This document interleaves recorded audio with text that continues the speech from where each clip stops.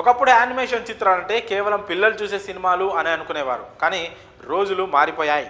యానిమేషన్లో కూడా కమర్షియల్ సినిమాలు వస్తున్నాయి. వాటికి కూడా ప్రేక్షకుల్లో భారీ హైప్ క్రియేట్ అవుతోంది. ముఖ్యంగా హాలీవుడ్లో తెరకెక్కే యానిమేషన్ చిత్రాలకు ప్రపంచవ్యాప్తంగా మంచి డిమాండ్ ఉంది. అలా 4 ఏళ్ల క్రితం వచ్చిన సినిమానే లయన్ కింగ్. ఈ సినిమాకు విపరీతమైన క్రేజ్ లభించింది. ఇక ఇప్పుడు ఆ సినిమాకు ప్రీక్వెల్గా Mufasa the Lion King movie ప్రపంచవ్యాప్తంగా రిలీజ్ అయింది. మహేష్ బాబు వాయిస్ ఓవర్ ఇవ్వడంతో ముందు నుంచి కూడా తెలుగులో ఈ సినిమాకు విపరీతమైన ఆదరణ లభిస్తూ వచ్చింది. ఒక రాజ్యం, రాజు, యువరాజు, సింహాసనం కోసం జరిగే ఎత్తులు, పై ఎత్తులు, కుయుక్తులు ఇలా అన్నీ ఇంతవరకు ఎన్నో సినిమాల్లో చూసాం. లయన్ కింగ్ సినిమాలోని కథను తీసుకుంటే ఇదివరకు ఎన్నో తెలుగు సినిమాల్లో చూసిన ప్లాట్లే కదా అని అనిపిస్తుంది. కానీ అక్కడ సింహాల్ని పెట్టి కథను అనిపించడంతో కొత్తగా అనిపించింది. లయన్ కింగ్లో ముఫాసా సింహ కథ ఉంటే దానికి ప్రీక్వెల్గా ముఫాసా ది లయన్ కింగ్ సినిమాను తీశారు.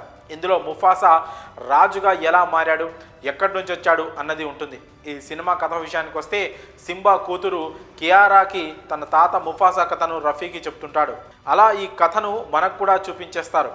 ముఫాసా వరదల్లో కొట్టుకుపోవడంతో చిన్నతనంలోనే కుటుంబానికి దూరంగా ఉంటాడు. కానీ చిన్నతనంలో అమ్మ చెప్పిన కథలు వింటూ మిలేలే అనే స్వర్గం లాంటి అందమైన రాజ్యం గురించి కలలు కంటూ ఉంటాడు.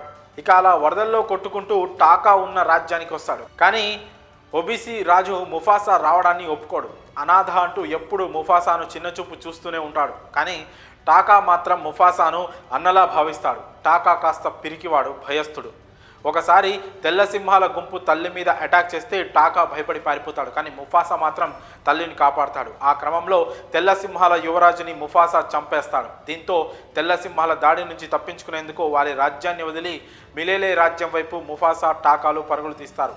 ఈ ప్రయాణంలోనే షారభి అనే ఓ ఆడసింహం వీరితో కలుస్తుంది. ఆ జర్నీలోనే రఫీకి ఎంట్రీ ఉంటుంది. వీరంతా కలిసి మిలేలే రాజ్యానికి ఎలా చేరుకున్నారు, తెల్ల సింహాల రాజు కిరోస్ను ముఫాసా ఎలా ఎదిరించాడు, అసలు ఈ క్రమంలో టాకా అనేవాడు ముఫాసాకు ఎందుకు ఎదురు తిరుగుతాడు, ఎందుకు మోసం చేయాలని చూస్తాడు, చివరికి ఏమీ లేని ముఫాసా ఎలా రాజుగా మారాడు అనేది అసలు కథ. ఇవన్నీ చెప్పడం కంటే కూడా తెర మీద చూసి ఎక్స్పీరియన్స్ చేస్తేనే ఆ థ్రిల్ ఫీల్ అవ్వగలం. కథను చూస్తున్నప్పుడు ఇవన్నీ మన తెలుగు సినిమాల్లో చూసిన లాంటివే అనిపించినా కానీ ఇక్కడ సింహాలతో తీయడం, వేరే ప్రపంచంలోకి తీసుకెళ్లిన గ్రాఫిక్స్, విఎఫ్ఎక్స్, మాయాజాలం ఎక్కడా కూడా బోర్ అనిపించదు. మరీ ముఖ్యంగా చిన్నపిల్లలకు లయన్ కింగ్ తెగ నచ్చేస్తోంది. ముఫాసా, సింహ పాత్రలలో అందరూ కనెక్ట్ అయిపోతారు. Mufasa క్యారెక్టర్కు Mahesh Babu voice over అందించిన సంగతి తెలిసిందే. దాదాపు చాలామంది ఈ వాయిస్ ఓవర్ కోసమే థియేటర్స్కు వెళ్తున్నారు కూడా. ఇక టాకా పాత్రకు సత్యదేవ్ వాయిస్ ఓవర్ ఇచ్చారు. ముఖ్యంగా తెలుగు డబ్బింగ్ బాగా సెట్ అయింది. సెటైర్లు, పంచులు బాగా సెట్ అయ్యాయి. ఇక మనకు అందులో సింహాలు, జంతువులు కాకుండా ఆ పాత్రలకు డబ్బింగ్ చెప్పిన వారే కనిపిస్తూ ఉంటారు. ఇక ప్రతిసారి సింహానికి బదులుగా మనకు మహేష్ బాబు కనిపిస్తాడు, వినిపిస్తాడు. అందుకే మన తెలుగు ఆడియన్స్కు ఇది మరింత ఎక్కువగా కనెక్ట్ అయ్యే ఛాన్స్ ఉంది. అయితే ప్రతి సీన్ ఊహకందేలానే సాగుతుంది. ట్విస్టులు లేకపోయినా సరే విజువల్ వండర్గా మాత్రం ఉంటుంది. టెక్నికల్గా హాలీవుడ్ స్టాండర్డ్స్ గురించి ప్రత్యేకంగా చెప్పాల్సిన పని లేదు. ఇక ఈ ముఫాసా కూడా ఇండియన్ బాక్స్ ఆఫీస్ వద్ద గర్జించేలానే ఉన్నాడు. ప్రస్తుతానికి మల్టీప్లెక్స్లు మాత్రం ముఫాసాకు ఫిదా అవుతున్నాయి. ఇక బీసీ సెంటర్లకు ఈ ముఫాసా చేరుతుందా అనేది చూడాలి. మరి ఈ Mufasa the Lion king cinema మీరు చూస్తుంటే మీ అభిప్రాయాలను కామెంట్స్ రూపంలో తెలియజేయండి.